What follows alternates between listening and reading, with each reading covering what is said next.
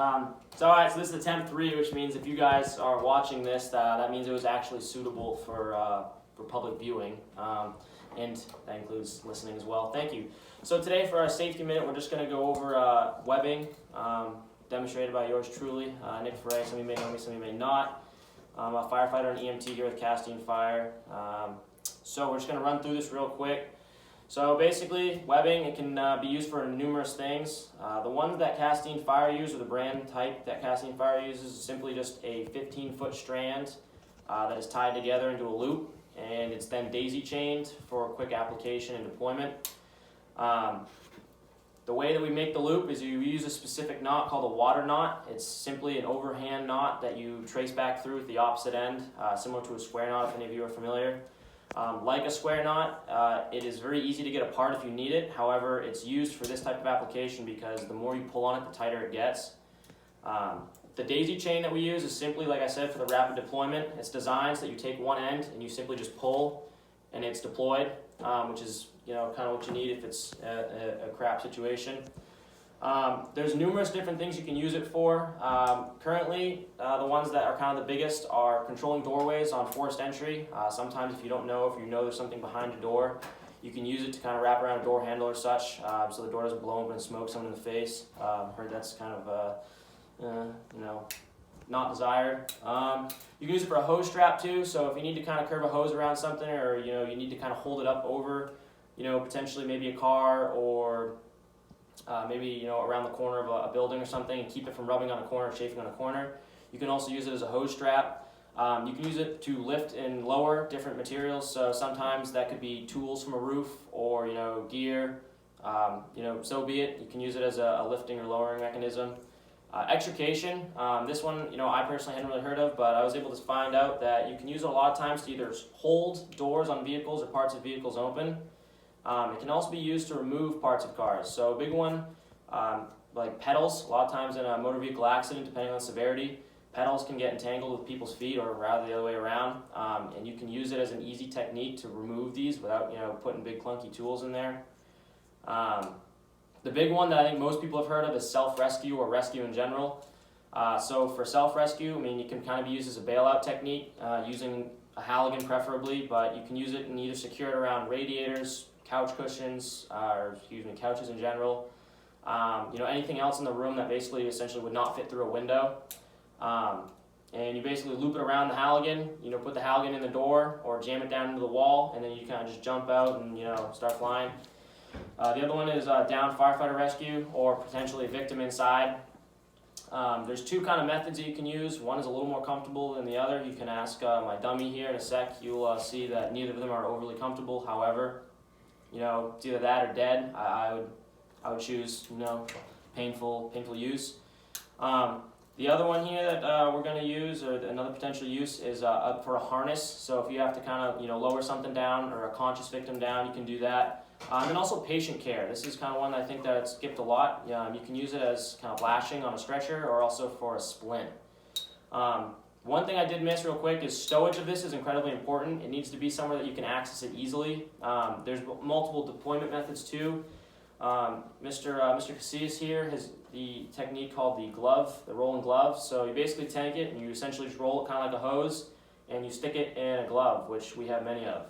Or you can use a daisy chain. The other thing, like I just said, is where you put it is crucial. So make sure it's in a pocket that you can access, with or without gear. Maybe if you're on your stomach or whatever, you still need to be able to have access to that. Quickly, I'll demonstrate a couple of these. So if I can have Mr. Both here come on over. So the first one is going to be the harness. I'll have you lay down there on your back. That was a hard fall. Yeah, it was rough. So the way you want to do this is you're going to position yourself at the head of whoever you're trying to move. And essentially what you're going to do is you're going to take it and you're going to loop it. Sorry about your face there, bud. Take one arm, you're going to run it through. You're going to run it across. Second arm, just like this. You're going to take this, you're going to loop it underneath their head, and you're going to grab this piece right here, and you're going to cinch up. The reason this one is preferred is because it comes down underneath the head. So if you had to lift, you could, and it supports their back. And if you need to grab, you can just grab those straps here, cinch up if you need to. And you can just yank a little bit, just like so, right? Yeah. There's that technique. That's the preferred method if you have to move someone, whether conscious or unconscious. Like I said, it's going to be a little more comfortable if you're unconscious. It pinches some areas, you know what I'm saying? Anyways, so the next one, no, we're good with this one. We're just going to run here, is a harness. This one's pretty simple. You just grab it like this. You reach through the old, crotch there. You pull it up to here. And then you're just simply going to pull it through the ears that you've just made. Kind of cinch it up like yonder. Maybe you have a carabiner or something that you can secure both ends. And now you have a full-on harness.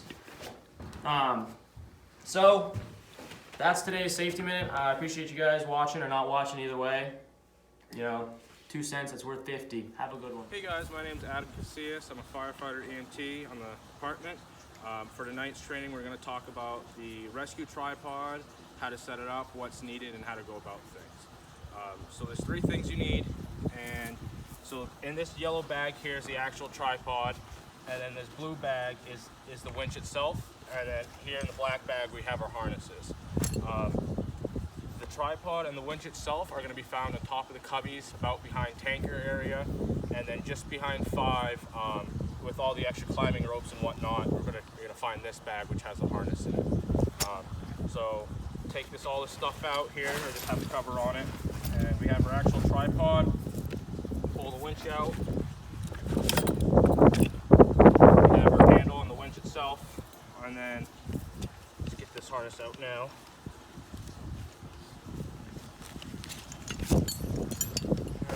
So my lovely assistant Corey DeBoth here, we're going to turn the video around and we're going to get this tripod set up over a nice manhole and show you how this all works.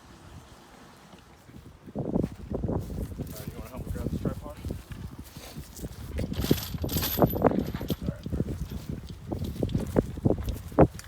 Set it up above here.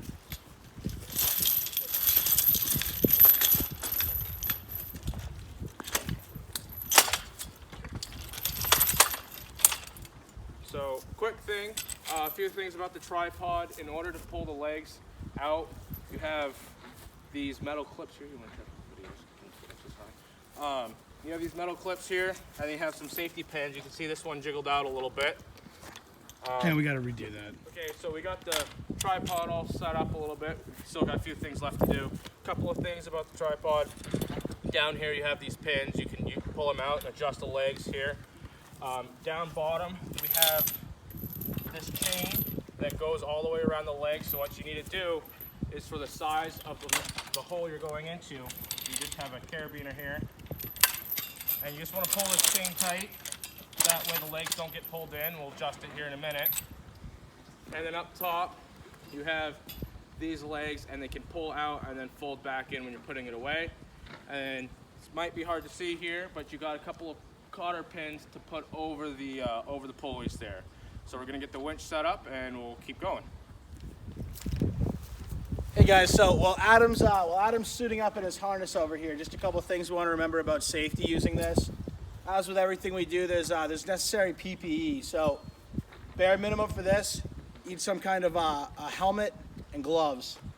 Obviously, if you're going down the hole, you're going to want to have that harness on, because we don't want to have to wrap it around your neck or anything to pull you back up. All right, guys, while Adam's getting all suited up in his harness here, I just want to talk a couple of things about safety. Keep in mind that, as with everything we do, this is no different. We have PPE requirements. So when operating this, since this is kind of like working a loft, we're going in a confined space here, you have some kind of helmet on if you're operating the thing, because we're operating equipment that's above our heads, and then we're going to be working above someone else's head. We need to have helmets on. We don't have any climbing helmets, so structural helmets will suffice. As long as once we get working, you'll be able to see that we're doing the chin straps. That way it's not going to fall off on anyone. And make sure you're wearing gloves. We're working with wire rope. That stuff tends to get fish hooks, slice your hand right open. That's no good. A couple things you want to take note of.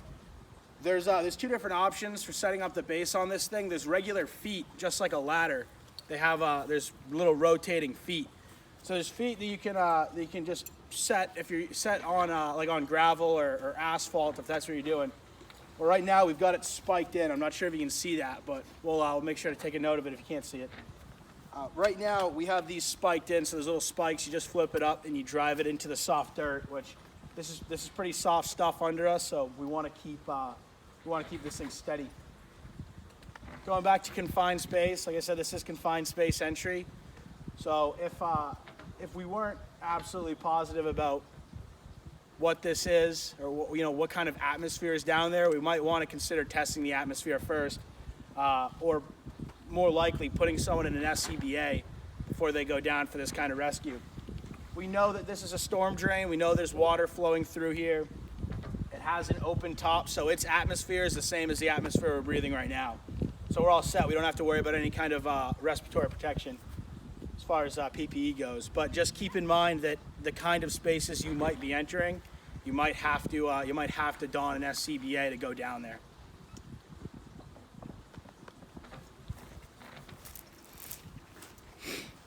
Whenever you're ready, my dude. Okay. So I got my helmet all strapped up. I know you can't see. So I'm going to talk a little bit about how to, now that I'm all harnessed in, we're going to talk a little bit about getting this winch set on. As you can see, hopefully, we have these little cutouts down here, and then we have some holes for pins. Try turning it this way. There we go. And then right behind me, we have this gold plate. So the cutout is going to sit on there on the outsides, and we're going to put the pin through the hole. So we'll do that right now.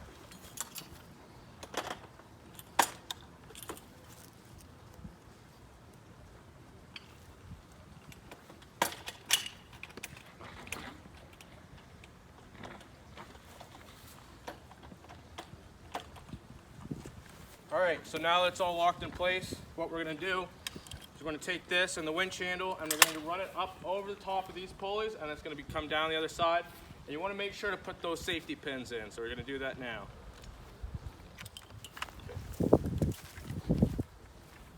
Pick me up. Other way.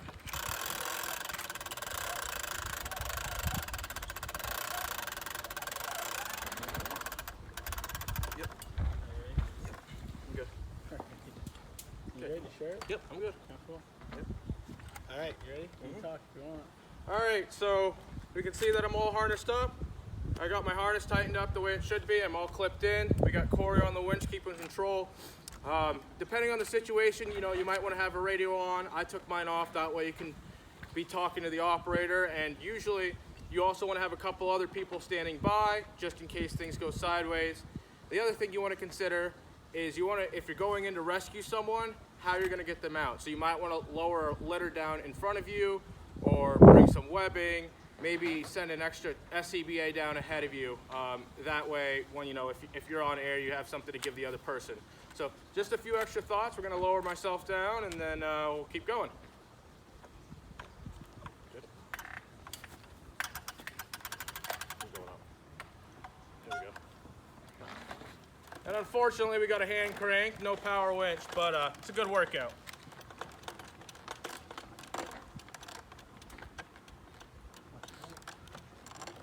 Okay, I'm at water level. That's good. Yep. Don't want to get my feet wet, so I only went down a few inches.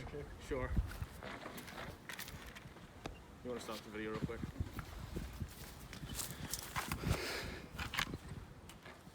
All right, so basically that's the gist of it, and that's how you're gonna do a little bit of tripod rescue. Thank you to my great